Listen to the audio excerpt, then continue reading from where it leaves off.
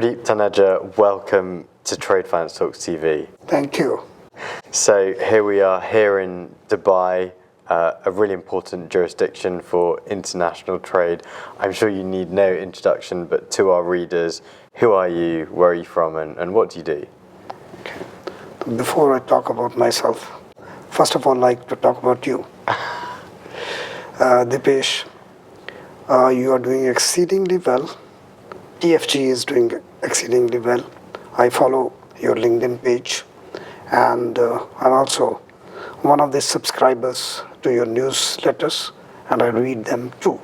So my best wishes and good luck to you. Thank you. That's about me. I started my banking career in 1980.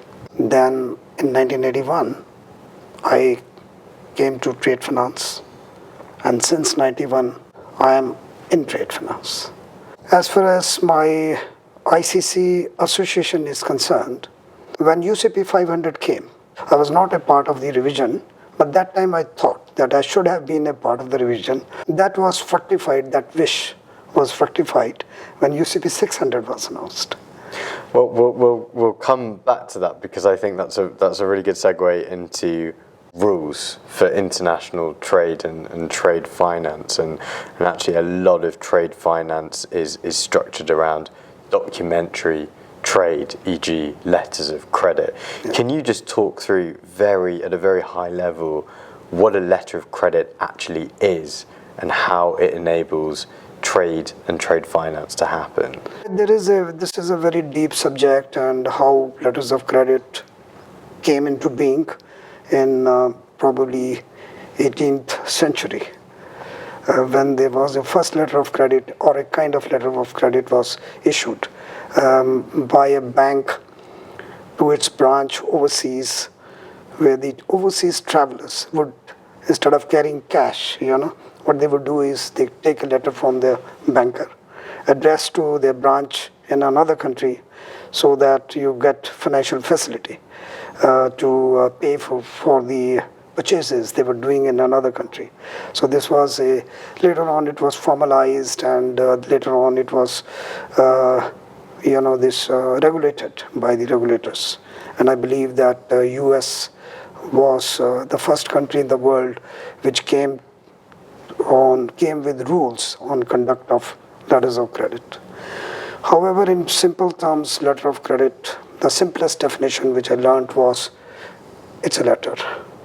It is addressed to the beneficiary by a bank, just like a letter, dear sir. Mm-hmm. If you ship the following cargo to my client and present following documents to me, I hereby undertake to pay you, provided the documents that I'm asking for are in accordance with what I am asking for.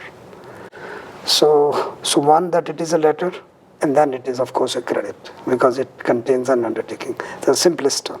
So the benefit of a letter of credit is an assurance to the buyer that he will get what he wants. Apart from goods, also he gets the documents, which are shipping documents, to facilitate clearance of the cargo from the customs. And there are regulatory requirements in each country, and which require as to what, for instance, certificate of origin. So basically, certificate of origin is required. Number one, the goods should not be from a country which is either sanctioned, or the country is banned by this country. Maybe they don't have diplomatic relations with that particular country.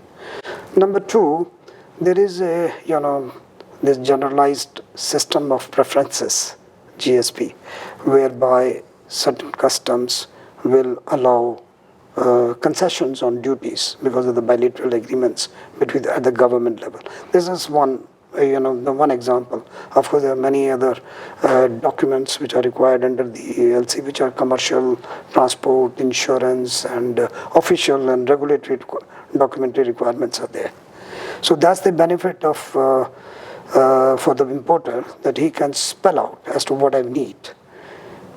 And for the exporter, the benefit is that he relies on the bank more than he relies on on his own buyer, because he's in a different jurisdiction, different country.